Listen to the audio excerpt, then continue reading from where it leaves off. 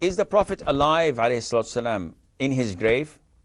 And to answer this question, we would counter this with another question.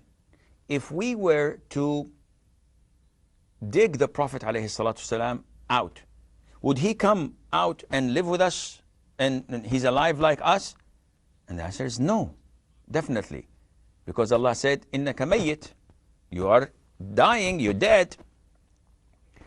So he's not alive like us, meaning that if I call him, Assalamu alaikum, he would not raise his voice and shout from beyond the wall and say, wa alaikum salam.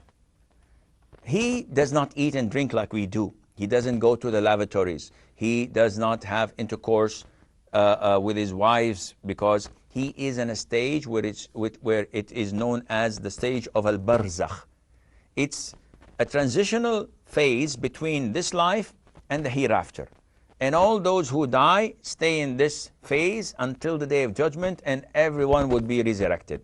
So his life is different than what we know. We know that his body is unchanged, because all the prophets of Allah, when they die, their bodies do not change.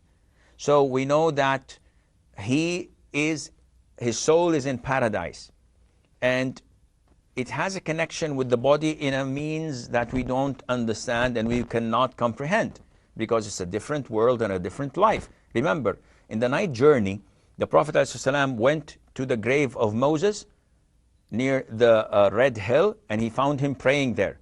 When he reached Jerusalem, Al-Quds, he led him in prayer there. And when he ascended to the 7th heaven, he found him in the 6th or the 5th heaven.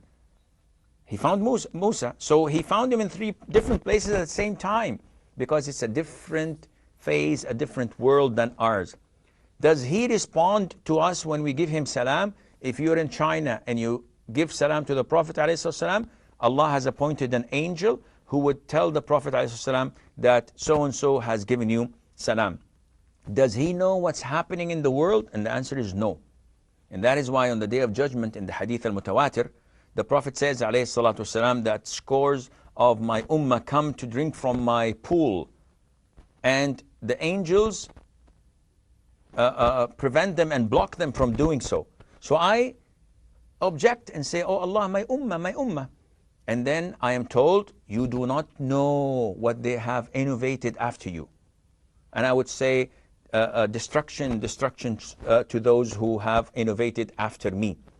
And you have to underline here that they tell him, or Allah tells him, you do not know what they have innovated.